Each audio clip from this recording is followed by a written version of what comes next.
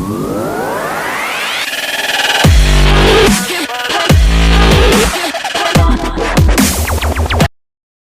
going to take a quick little peek at the old Warlock. So as you can see, Guantanamo Bay and 3 Point Park. 3 Point Park with a 3-star victory. Guantanamo Bay with a 4-star victory. So a couple ugly losses for ourselves, but some fantastic showings by Guantanamo Bay and 3 Point Park. Did have this weird Asian clan we matched up. War and Glory.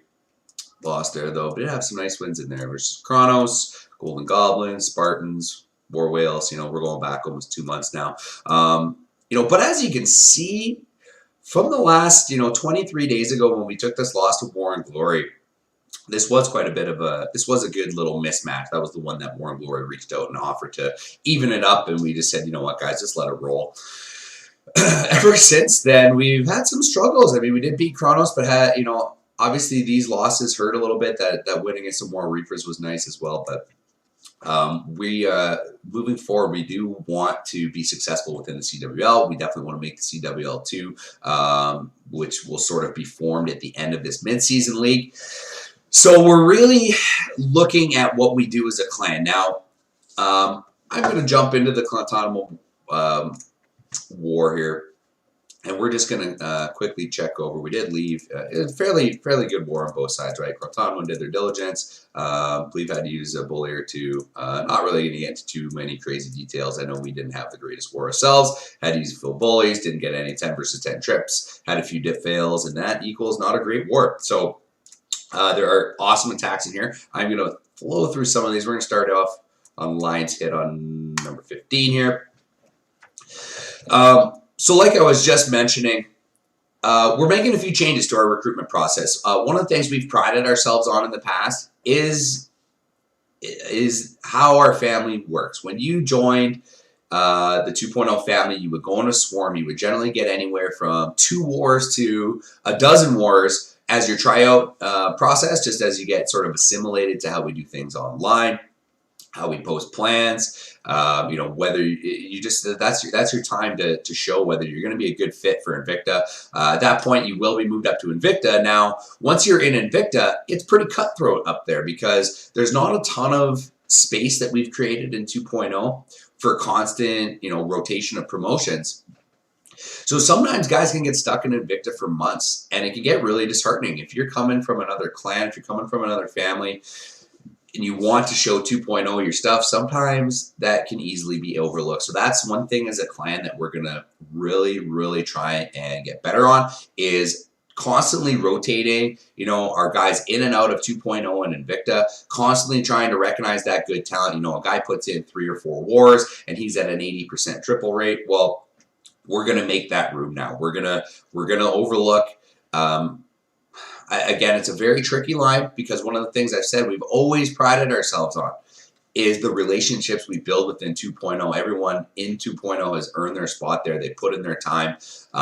They've done their diligence to help the family. And because of that fact, in the long run, you get good, solid relationships. So when you go on little funks like we are right now, people are more understanding. You don't have these guys that are brand new, but in the same token, we need to make space for those guys. So we're definitely going to be streamlining our recruitment process. If you are a beast and it shows within wars, you're going to be slapped into 2.0. We're going to try and get you on that roster and give you a shot. Obviously, if that shot doesn't work out, then we're going to be moving you around. But at least so that opportunity is there for the new person. That is awesome. They don't feel like they're stuck in Invicta. Now, in the same token, I believe we're one of the last clans, if not the last clan, that still doesn't like, again, very tricky wording here. I shouldn't say doesn't like, but did not allow someone who was a known ex-modder to apply and be part of the clan. A great example, one of our old good buddies, KNX, for example, right? He had his issues in the past. We love the guy. I met the guy in person. He's a really awesome guy. Because of our stance and because of those facts that we try and keep the clan as pure as possible, and don't feel like as leadership we really want to be monitoring these people, we're going to relax that a little bit. Now, not saying in any way, shape, or form do we condone any form of cheating, including farm body, including all that crap. But at the same token, we do believe in giving people second chances. We do believe, specifically, again, I'll go back to the KNX case. I know that guy's never going to, if he came back, he's never going to use bots in a war with us. He's never going to risk that again for us. And we definitely think that people deserve second chances. So we're going to be opening and lifting that sort of tight ass, hard ass, however you want to look at it, stance that we took. I think at first it was a good thing. I think for the most part, they have a good control over the cheating now, especially with the way the CWL works. It's too much of a risk. I mean, you risk getting banned from that league forever. You risk having your account banned forever. So I'm sure it still exists. It's just a heck of a lot more difficult to sustain it, maintain it, and to do it in the closet, right? Because generally you're gonna need some sort of burner account, and obviously that's not gonna happen. So you're risking your own main account if you actually want to do that stuff. Anyhow, not gonna blab on that anymore. But we're loosening up our stance a little bit. Just in hopes that, we can get the recruiting going again. It has fallen a little bit stale. Not going to lie, we definitely want to continue to get that fresh blood into the clan and work from there. So now when you apply, you still will be applying to Swarm. However, say you're coming from War Whales, for just hypothetically, and you put that in your app, well, we're immediately going to put a tag on you and probably only have you at 1 war in Swarm, throw you up in Invicta for 2 more wars, assuming your triple rate backs up sort of what your application says, then you're going to be moving to 2.0 right away and get a shot at our main CWL roster. End of the day as well, Invicta being in the CWL Lite is another option.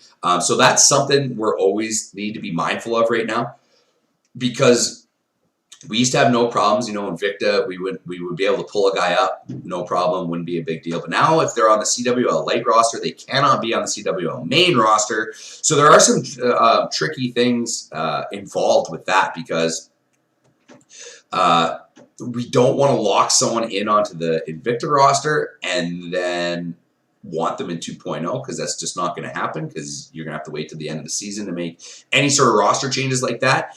As well, and vice versa. We want to be very careful, because if we give someone a shot early and put them on the 2.0 roster, but then they prove to not be a very consistent attacker, or prove to be in a slump, or just show that they weren't quite the best fit. Well, the unfortunate part in that instance is that they're locked onto our CWL roster, and we can't just demote them down to Invicta and put them on the CWL Lite roster. That's not how it works. There's going to be a longer waiting period for those instances where we want to be moving people between CWL rosters. You're just not allowed. If you're on one roster, you're locked on that roster at the end of the season. That's how it is. So that's how we're going to play it. But just something extra that we need to be very, very careful about when we're talking about moving people within clans, because these rosters do lock people in for certain amounts of time, whether we like it or not. So anyhow, I hope that clears some things up for you guys with our recruiting process. We're really trying to just continue to make the clan fun. Over the holidays, we did a couple family scrims, did a couple very short friendly challenges. Some of those guys went off to the 5v5 tournament. So again, it was just a really good overall atmosphere created by our family, and that's what I love. Those guys put in so much work. All the leadership team, from Swarm all the way up through 2.0, put in a lot just to continue to make things fun in the clan. So that's something I really love about the family. So the Check Weiser is the only feeler hit. This attack is pretty much dying just because of how strong Lalo is. You look, I think this was the only feeler attack compared to like 20 Lalos we had. But just the variation right now of Lalo, it's too powerful to not consider, at least for planning most of your attacks. But what I recognized with this attack was I could drop the queen on this corner, get this funnel created. Even if this barracks didn't go down or that cannon, I was pretty confident that this storage is going to yank the queen further down, and it does, and that gold mine. So you're going to see me create a little bit of a funnel on this side, drop those bowlers. Another thing I recognized was, assuming the bowlers go up after that barracks dies, that's why I dropped that wizard, just to be sure of that. The bowler's just going to walk up and around. They're going to have this air defense in target.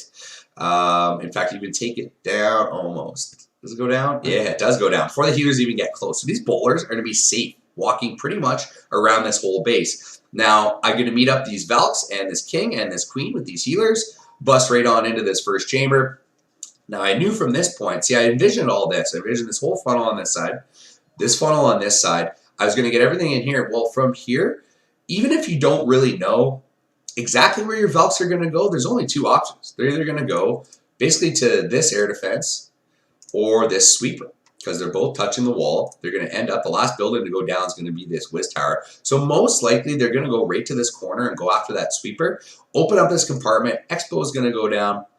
This stuff's going to go down. It doesn't quite play that way, but the only other option was they're going to go up to the air defense and then continue the way up to this meat of the base. So heal spell goes down. It's going to allow them to work through those walls. I was really sort of conserving the rages here. So there they go, right through that air defense. Going to continue on to the core.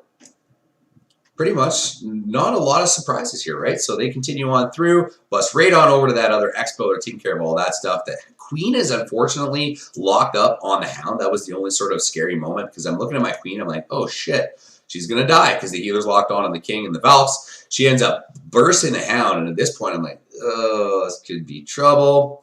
Do have a poison I could have used up here. Unfortunately, I do not. Boom, there it goes. A little bit late on that. Does finish off those pups. Queen goes down, but it doesn't really matter. I still got the two healers okay, working on the bowlers on the outside. These Valks are about to burst out and start working their way around the wall.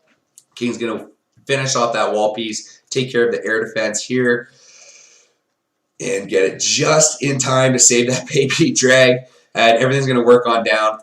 Take care of the Expo and Tesla in that final compartment. No problem whatsoever. Down it goes, tree in the bag.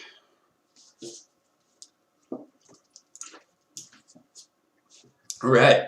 I think I got one more from this war I wanted to show. 27, JP, showing us that hogs are still viable. You know, everyone's talking about the power of hogs, especially a little ways back when they changed the giant bomb damage. In my opinion, they're super weak, and you have to have very specific bases like this one. JP recognized basically this hole from 10 o'clock all the way around to 2. Just like you have your hands on a steering wheel.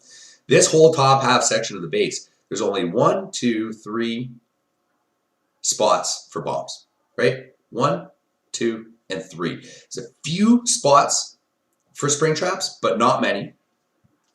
So really, 20 hogs and a couple heals shouldn't have a problem taking out that top half section of the base. So he goes ahead and gets the heroes in, takes care of that clan castle, takes care of the defensive archer queen, takes care of those Teslas, gets the bowlers in. Nice little rage spell goes down. Has to hit that queen ability though, because the queen was straggling. Doesn't really matter. Jump spells down, unlocking the section of the base that he wants. Let that king on in. Take care of as much crap as he can here, and then he's going to go ahead and come the hawk. So 3 on this whiz tower, a few more on this one, a few more on this one, just sprinkling them in, all from 10 to 2 or 2 to 10, whatever you want to say. Going to go ahead and get 2 quick heals down, keep them all alive and working through the base. There goes that 1 bomb in one of the 3 locations I talked about. Just has to let the hogs do their thing. Finally hits one of those spring traps. Really, other than that bomb that he had a heal down for and that 1 spring trap, no threats whatsoever. These 2 Teslas do pose a bit of an issue at the end, but really good sort of work with this Baby D in combination with the hogs. The Baby D steps up, starts trying to take care of that 1 Tesla, loosens it up just enough for the hogs. Hogs are going to barely make it through, but end up getting the mortar and the mortar. And it still has a little bit of cleanup. Has 4 hogs in the bag for cleanup, a wizard, an archer on that corner builder's hut, another corner hut at the top there. No big deal for JP. Bam, bam, bam. Beauty.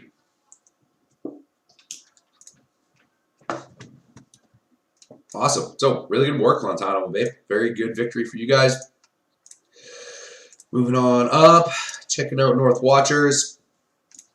Overall, it was just a crazy war. We came out on fire. I want to say, I think we had 17 attacks left over once we cleared the 9s. Our 9s were just absolutely on fire. They came out, I think we had an 80% hit rate at some point early on in the war after about 15 attacks we put in. So really nice job. 9 setting up the 10s. 10s had a little bit of struggles getting these 2s secured. Finally ended up getting it done. Got a few triple attempts, but no 10 versus 10 action, unfortunately, but did have quite a few successful bullies and beyond. So let's just check out some of these triples down here. Start off with Robbie.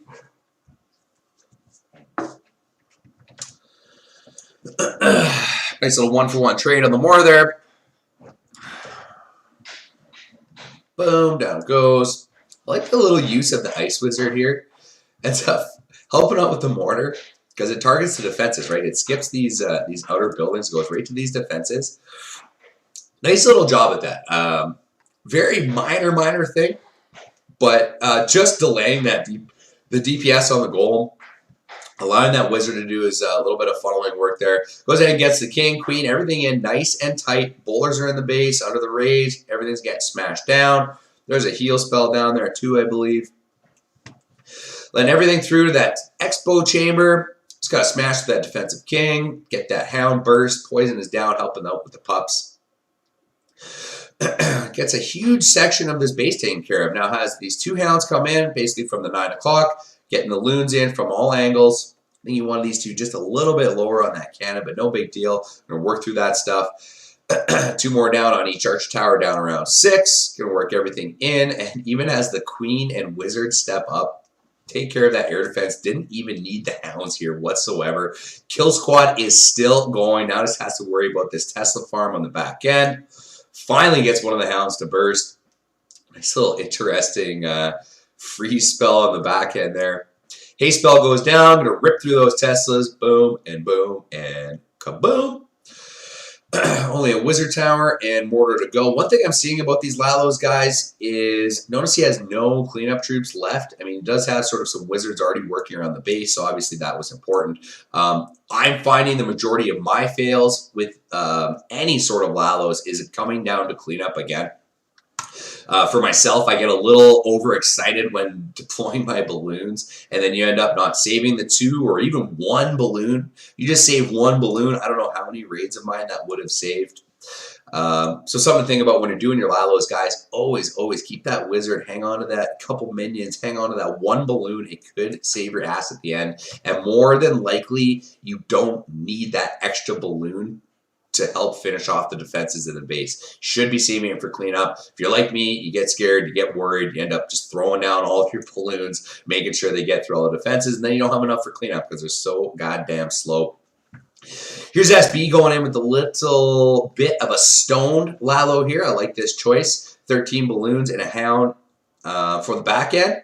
Going to go ahead right in at this first air defense. He's going to jump into the next 2 air defense. The only thing he's really got to worry about is the queen. So he brings a second jump to allow all 3 golems to get in there. Just do huge tanking. The bowlers in there under the rage doing their thing. Poison spell down. Take care of those clan castle troops. Ends up losing his king here. Doesn't get the full ability out of the deal, but the king ends up finally getting over that queen, smacks her down. Defensive queen is dead. Goes ahead and starts the Lalo. There's only 1 air defense up here to go. Starts sending in the balloons to make sure he gets a little bit of protection for the remainder of his kill squad here. Nice little loon on the outside. Do a little tanking. Try and let this bowler get that cannon down. I think he gets him. Just missed him. Look at the slivers of health on those 2 defenses. Hilarious. But he's got far too many balloons here. They're just working in. See, again, though, like 1, 2, 3, 4, 5, 6, 7, 8, 9, 10. Probably got a dozen balloons up for only a mortar, a cannon, and an archer tower. These 2 literally had slivers of health left. But take a look at these, the air skellies here doing work on these balloons. They end up taking, I believe, all of these balloons out. by the end, but he's just got so much cleanup on the bottom of this base. He's got a wizard here helping out the pups. King's about to bust through that wall, start working on that trash on the outside. The balloons end up taking care of a few of the trash buildings before they all get taken down. All of a sudden, those skellies get in range, and archers jump in. Get him! Get him! Down they go. Tree in the bag from a man. Sports buff. Beauty. Another one here. Bucko. Very interesting base design. Like this sort of odd, I think, archer tower chamber. I don't know. If anything, I would have put the Expo there, maybe. I don't know. It's kind of interesting. I'm going to try to build a base with a similar concept, but not with an archer tower. I think I would use an Expo. I don't know. I'm just kind of thinking out loud. Nice little suicide hero, though, by Bucko. Basically just saying, I'm going to penta the shit out of this base. So in comes the first two hounds. Sorry, I should say quad Lalo of this base, but he brought like 26 balloons or something like that. He's just going to send them in from all angles. Really nice spell placements here you're going to see by Bucko. First rage gets everything right down in. Third hound goes down. You do tanking for those wizard towers. Gets that quick haste down. Push those loons right onto those wizard towers ASAP.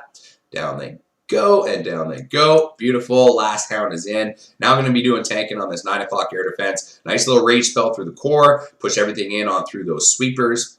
He's got a handful of balloons. Going to now work clockwise around the outside of the base. Really just needs to worry about this air defense here. That Expo there. Nice haste, like nice recognition. Most of his balloons were working on the outside, so you could have got tunnel vision, those ones on the outside, and not seen this clump going through the core at that air defense. But it does take care of it early. Still has 6 balloons in the bag at this point for cleanup. Absolutely crushed it, Bucko. Really nice job, man. Boom. Hidden hut in the corner.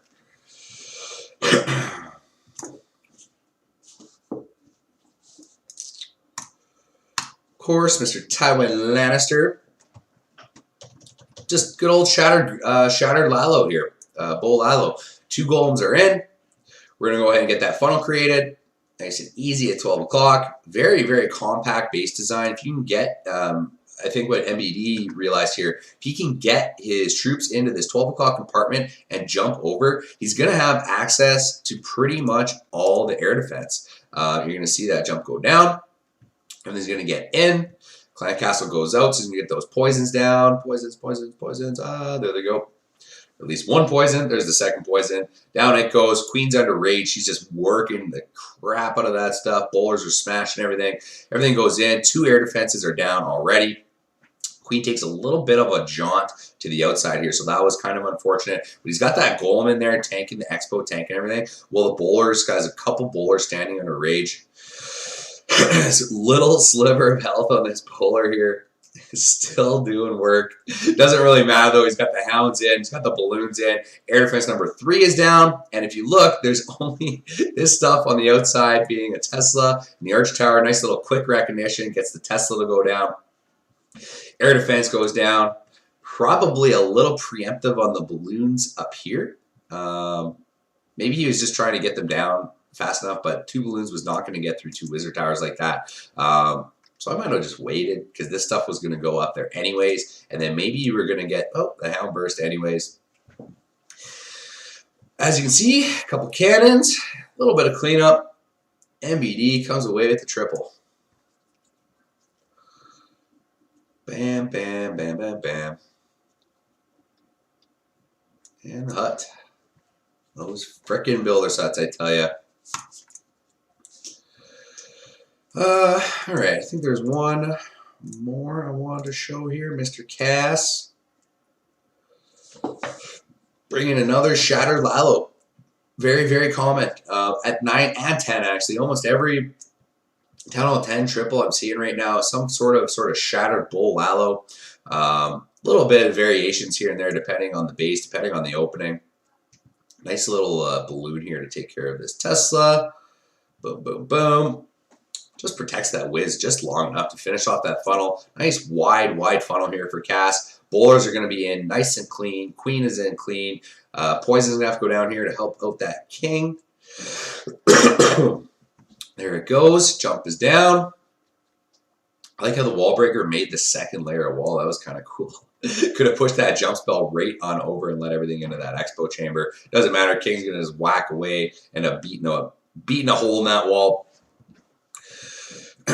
Queen's still in there helping out. In come the loons, right? Has a few on this outside using the kill squad as tanks. Does not even need to drop the hound, but there's a hound in on this last remaining air defense. Poisons hastes are down, pushing these balloons in as quickly as possible over to that air defense. Down it goes, just in time, right as the hound bursts. Just got to get in on over. Nice heal spell, too, to protect his balloons while the wizard tower just having free range with that Tesla. Down go all the defenses. Sir Cass coming away with it. Boom, boom, boom. Again, guys, clean up. Clean up, clean up. He's obviously got a lot here, but that hut, man, I'm telling you, these huts in the corners are the killers of these Lalos, because if people are not saving that one balloon or saving that wizard, it can mean a 99% very, very quickly. So anyhow, guys, glad I could catch up. Nice to get this video out here, second week of January. We'll be back on track. Do match up for the second half of CWL. Mid-season week 5 starts tomorrow. We're going to match up. So we'll definitely have that recap for you coming this weekend. Yeah, so I think I'll call it an afternoon here, guys. That'll do it for your Wisdom from Wiser. Just trying to help you bag that next tree start. Till then, I'm out.